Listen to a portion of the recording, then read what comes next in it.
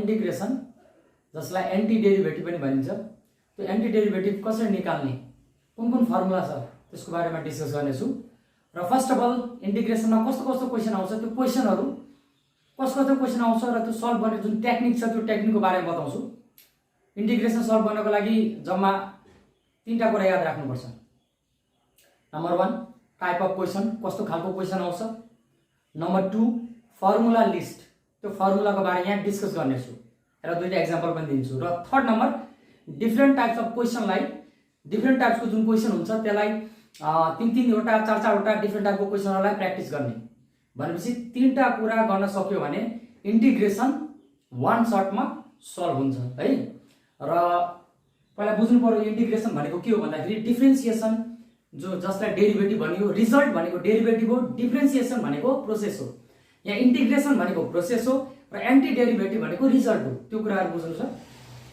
र डिफ्रेन्सिएसनको मैले भिडियो अगाडि नै बनाइसकेको छ। सो इन्टिग्रेसन के हो भन्दाखेरि रिभर्स अपरेसन या रिभर्स प्रोसेस अफ डिफ्रेन्सिएसन। डिफ्रेन्सिएसनको उल्टो हो यो, रिभर्स उल्टो। अब किन उल्टो भन्यो भन्दाखेरि म डिस्कस गर्नेछु। र यहाँ डिफ्रेन्सिएसनको के मैले फर्मुला लेखेँ, जस्तो ट्रिगोनोमेट्रिक फङ्सनको sin x को cos x हुन्छ, cos x को sin x हुन्छ, tan को sec स्क्वायर हुन्छ। यो डेरिभेटिभको पनि एक्चुअली म भन्दिछु ल, डिफ्रेन्सिएसनको पनि याद गर्ने तरिका। sin को के हुन्छ cos, cos को के हुन्छ sin, अपोजिट। sin को हुन्छ cos, cos को हुन्छ sin। अब के कुरा याद राख्ने भन्दाखेरि डेरिभेटिभ, पहिला यो डिफ्रेन्सिएसनको कुरा गर्दैछु या इन्टिग्रेसनको कुरा मैले अहिले गरेको छैन। जहिले पनि डेरिभेटिभ डिफ्रेन्सिएसनमा अगाडि c आउँछ भने जहिले पनि माइनस हुन्छ। c छ भने जहिले पनि माइनस हुन्छ। हेर है, c cos को पनि माइनस छ, c cot को पनि माइनस छ। अगाडि c छ भनेको cos sec cot छ भने त्यसको डेरिभेटिभ जहिले पनि माइनस हुन्छ। डेरिभेटिभको कुरा भन्दैछु अहिले म। डिफ्रेन्सिएसन भनेको प्रोसेस हो, डेरिभेटिभ भनेको रिजल्ट हो है। ठ्याक्कै sin x को cos छ भने cos को sin, c अगाडि छ भने माइनस आउँछ। tan को के हुन्छ sec स्क्वायर हुन्छ, cos को minus cos into cot, sec को sec इन्टु tan, cot को माइनस cos स्क्वायर। यो भयो डिफ्रेन्सिएसनको कुरा। तर हाम्रो आजको टपिक के हो, इन्टिग्रेसन रिलेटेड छ नि त, त्यसैले मैले एकचोटि यो डिस्कस गरेँ। ल अब जाउँ इन्टिग्रेसनमा। Number 1 formula, all formula discuss गर्नेछु मेनली। नम्बर 1 मा जाउँ। फर्स्ट छ power rule.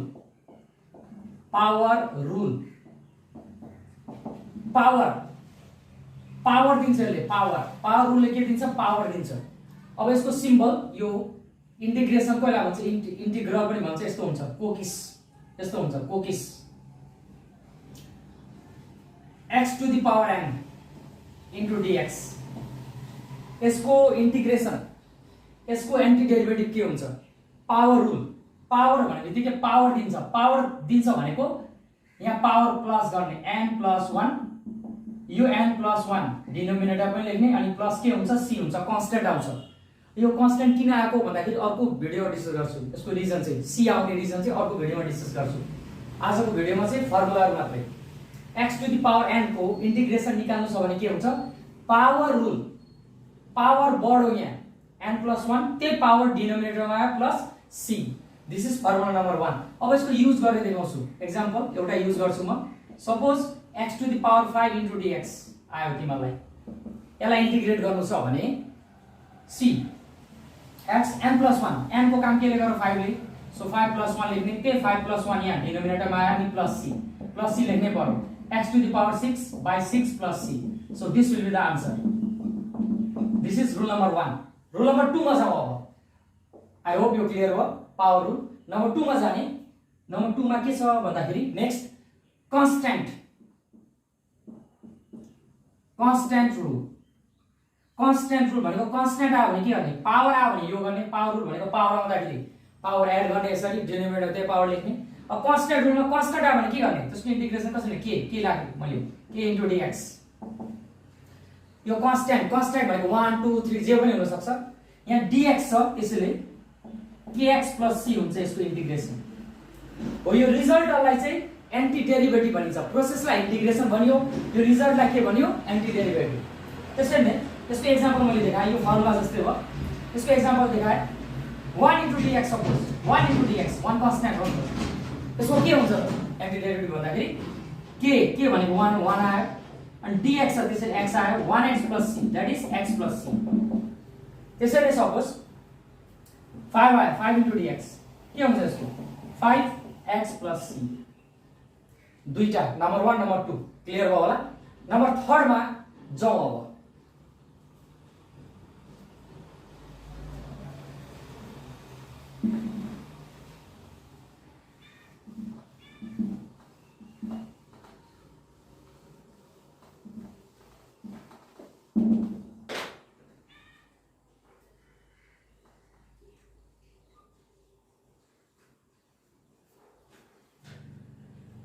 Okay, third number for trigonometric function.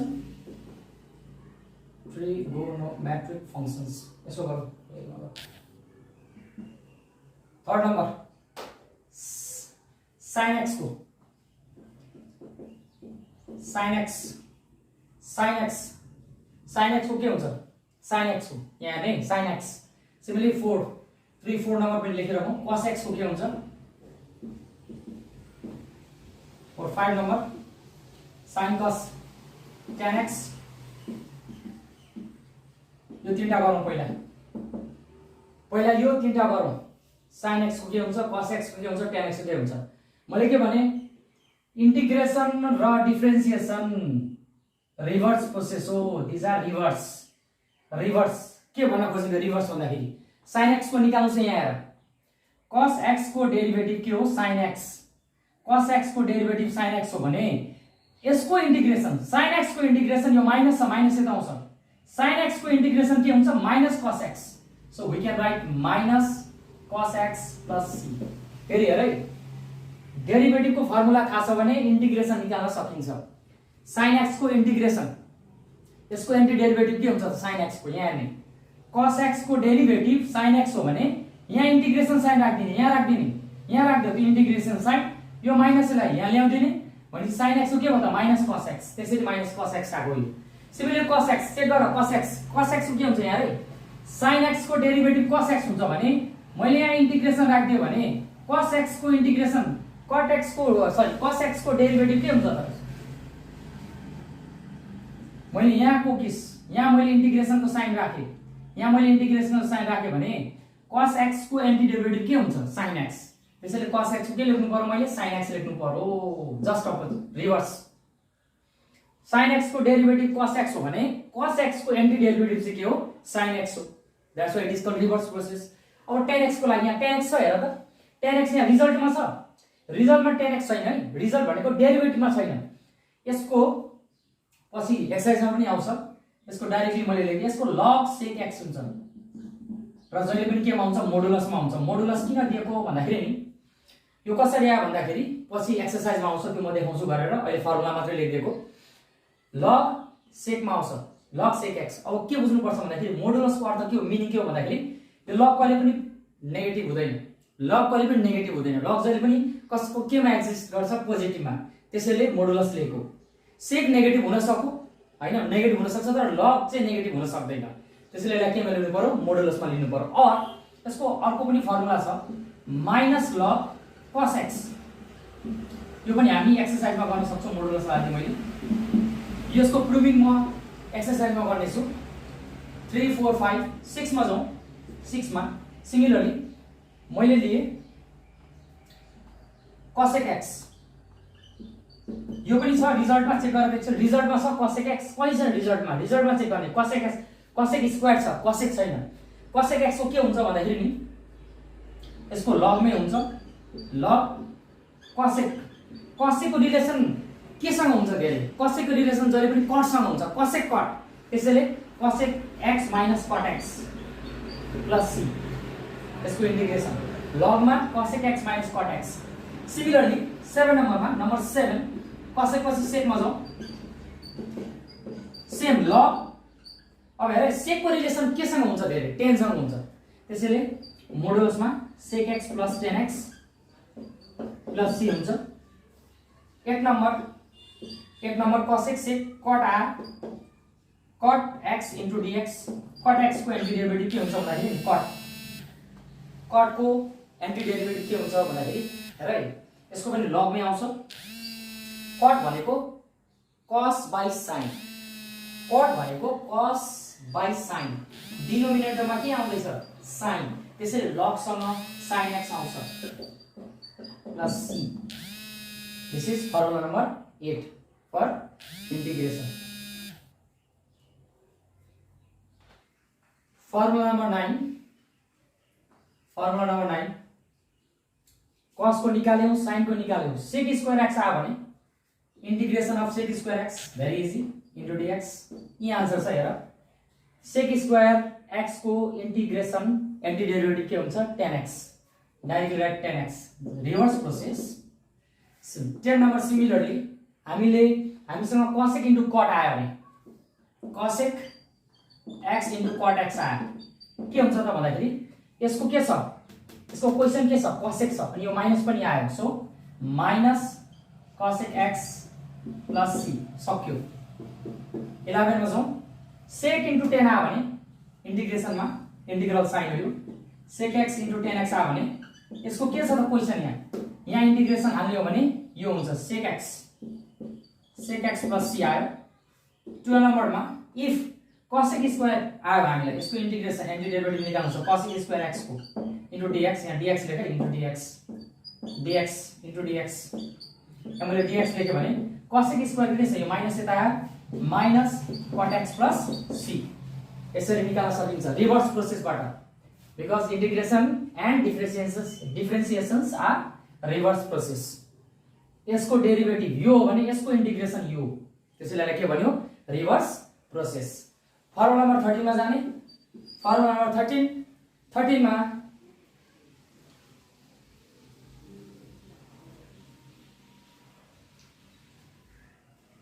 Formula number 13 मा 1/x into dx, 1/x into dx, 1/x आयो भने यसको जहिले पनि के हुन्छ log x।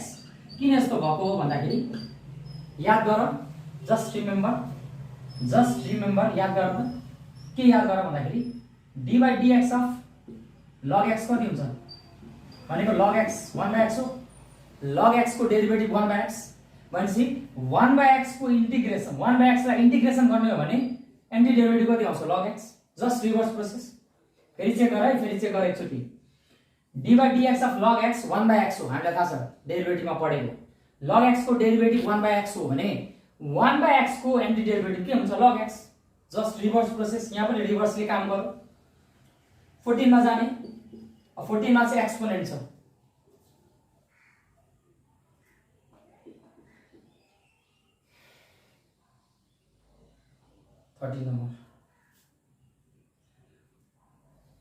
Okay 14 number exponent rule, 14 number exponent rule.